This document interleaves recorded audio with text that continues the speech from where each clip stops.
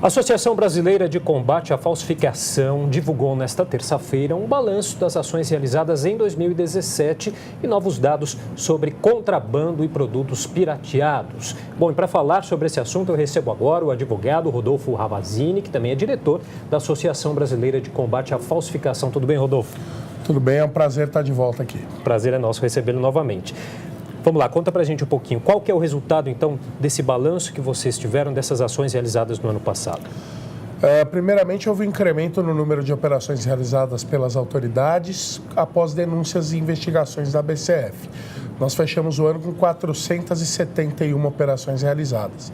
Mas, infelizmente, como o problema do contrabando cresceu, também houve um incremento no prejuízo das indústrias em arrecadação tributária, que subiu cerca de 13% nesse último ano que passou.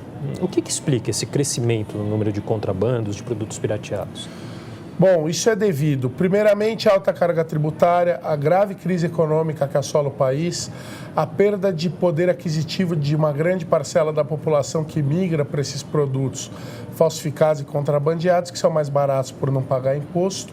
Isso tudo aliado a um descontrole nas nossas fronteiras e nos portos, faz com que tenha uma gama de produtos maior à venda no mercado oferecida para os consumidores e que também a gente tenha que trabalhar muito mais para conseguir tirar esses produtos de circulação. A gente sabe que o cigarro aí sempre lidera aí esse ranking aí dos produtos contrabandeados, né? Mas você me falou que tem crescido muito aí o número também de materiais cirúrgicos e também do setor óptico, óculos, armações, contrabandeados, produtos pirateados, é isso mesmo? Exatamente. Ano passado, quem liderava o ranking eram os cigarros e as autopeças. Esse ano houve um incremento muito grande de produtos ópticos falsificados e contrabandeados, sejam óculos, lentes ou armações, e também aumentou muito tanto o número de denúncias quanto o volume de produtos cirúrgicos e hospitalares falsificados e contrabandeados encontrados no mercado brasileiro. Diversas ações estão sendo tomadas pela BCF junto a ministérios públicos, a polícias estaduais, para que a gente tente tirar esse produto de circulação, porque isso é gravíssimo. Um catéter, um stent, uma lâmina de artroscopia para cirurgia de joelho, uma sutura falsificadas, podem causar um prejuízo extremo ao consumidor, né? Então, esse problema é gravíssimo e nós estamos tratando ele com a seriedade necessária. Quando se trata a questão de saúde, esse prejuízo, a qualidade dos produtos é ainda mais grave, né, Rodolfo?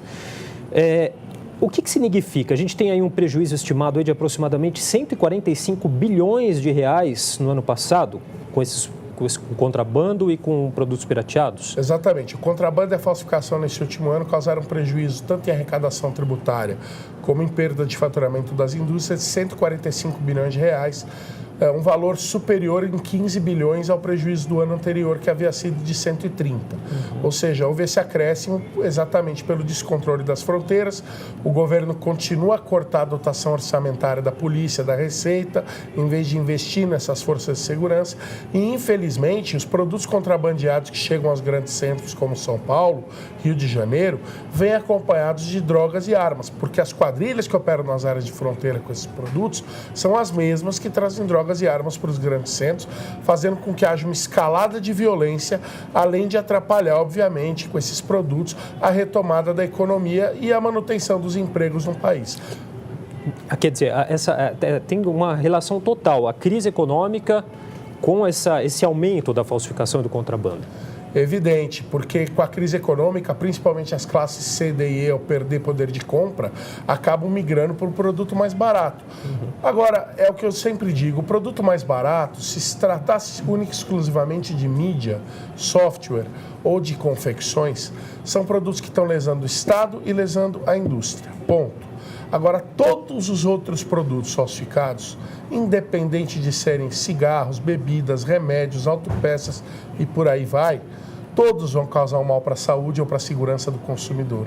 E essa é a nossa luta, é tentar fazer com que esses produtos, que sempre vão causar um prejuízo grande para a saúde e para a segurança da população, não cheguem ao consumidor final.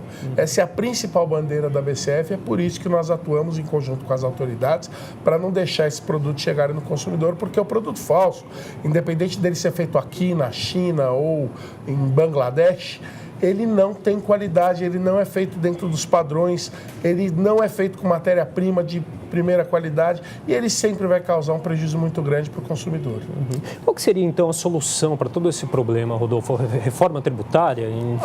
As duas soluções mais simples e ao alcance das nossas mãos, dos nossos governantes, seriam, em primeiro lugar, haver vontade política para combater isso da maneira efetiva, aumentando o número de agentes nas fronteiras e nos portos e equipando esses agentes com scanners nos portos, com mais equipamentos também nas áreas de fronteira e com o auxílio das Forças Armadas para segurar o que entra pelos nossos 16 mil quilômetros de fronteira e pelos portos.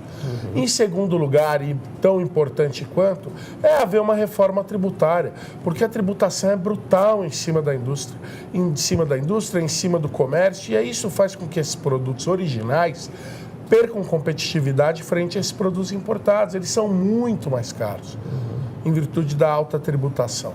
Isso, obviamente, faz com que muitos consumidores optem pelo produto ilegal. Se houvesse uma reforma tributária e a indústria fosse menos alijada em impostos, isso, obviamente, ia contribuir para que o volume de produtos ilegais no mercado brasileiro fosse infinitamente inferior e que o consumidor não tivesse expostos a tantos riscos como eles estão. Bom, a gente falou um pouquinho da fiscalização, que é deficiente. As punições para quem comete esse tipo de crime, para quem compra esses produtos, são brandas, existem, enfim? Dependendo do produto, elas são exemplares, como no caso do crime contra a saúde pública, que é inafiançável, com penas de 5 a 8 anos de reclusão no caso de medicamentos, bebidas, produtos cirúrgicos. Agora, no caso de falsificação, é uma modalidade de estelionato e as penas são baixas. Existe uma lei nova em trâmite no Congresso Nacional para aumentar as penas sobre o contrabando também. Agora, na minha opinião, o que se deve fazer é aplicar melhor as leis que já existem, porque sempre existe um concurso de crime quando a pessoa traz esse tipo de produto. É a formação de quadrilha, o crime contra o consumidor, a fraude no comércio, a falsificação. Se os delegados, as autoridades incluíssem nesses casos que são pegos o concurso criminal, as penas não seriam tão frágeis e, obviamente, mais gente estaria presa respondendo por seus crimes. Então, precisa se reavaliar o jeito de aplicar as penas antes de querer aumentar ou mudar alguma lei. Agora, o principal é aumentar o law enforcement, porque sem isso nós não vamos chegar em lugar nenhum. E é justamente nessa questão que eu queria chegar, porque, veja só, tem um estudo que foi realizado pelo Instituto Brasileiro de Planejamento e Tributação, com dados até o dia 30 de setembro de 2016, que revelou que União, estados e municípios editaram mais de 5 milhões de normas desde a promulgação da atual Constituição de 88, né? Quer dizer, esse excesso aí de alterações, de novas normas jurídicas, acabam agravando esse problema? Quer dizer, cria uma insegurança jurídica? Exatamente. E, além disso, há um excesso de regulação sobre a indústria nacional. E esse excesso de regulação por todas essas normas, como você disse, não se aplica aos produtos que são importados legalmente. Então é muito mais fácil produzir no exterior, importar mesmo que ilegalmente para jogar no mercado nacional com custo inferior, porque aqui dentro do Brasil as amarras são tremendas, tanto em termos de regulação como em termos de impostos. Isso tudo faz com que haja um desinteresse das indústrias em investir no Brasil. E isso tem que mudar. Ou seja, o Brasil tem que diminuir as amarras tributárias e as amarras de regulamentação, mas, ao mesmo tempo, aumentar a fiscalização do que entra e sai do nosso país. O dia que isso for feito de maneira efetiva, nós vamos estar aqui comemorando que o governo vai estar arrecadando muito mais, podendo investir mais em saúde, segurança pública, educação e, obviamente, não tendo os déficits fiscais que andam ocorrendo, apesar do governo estar batendo recordes de arrecadação. Pois é, a gente falou aí de 145 bilhões só em relação ao ano passado, né? Mas falta vontade política aí que está o X da questão. Você calcula, Felipe. O Brasil apresentou um déficit fiscal de 178 bilhões no ano passado. Se tivéssemos combatido o contrabando da maneira eficaz, nós não teríamos um déficit fiscal desse tamanho. Porque se a indústria nacional vendesse mais, obviamente recolheria mais tributos. E o consumidor também, que lota os hospitais quando usa um produto falsificado, não ia ter esse gasto a mais também. Ou seja, nós estamos num jogo de perde-perde e precisamos ir para um jogo de ganha-ganha, que é vontade política, muito trabalho das autoridades, em conjunto a associações como a BCF e a iniciativa privada, e, paralelamente a isso, tratar desse regime tributário que precisa mudar e, obviamente, das iniciativas que puderem beneficiar a geração de empregos e riquezas no país, no estado de São Paulo principalmente, que é o maior mercado consumidor do país para todos os tipos de produto, inclusive para os produtos ilegais. E aí tem um outro problema aí dentro desse crime aí de contrabando, que é até a questão do trabalho escravo, né, Rodolfo? Você está coberto de razão, tanto no caso dos produtos que vêm do exterior, esses produtos feitos na China e na Ásia, normalmente é utilizada a mão de obra escrava ou análoga à escravidão na fabricação deles ali, como também nas fontes de falsificação que a gente pega dentro do Brasil. Por exemplo, várias tecelagens clandestinas debeladas no Bom Retiro, aqui em São Paulo, no Brás, e em estados do interior de Goiás, como Jaraguá, Pucarana, no Paraná, bolivianos trabalhando em condições análogas à escravidão, fabricando essas roupas a troco de absolutamente nada.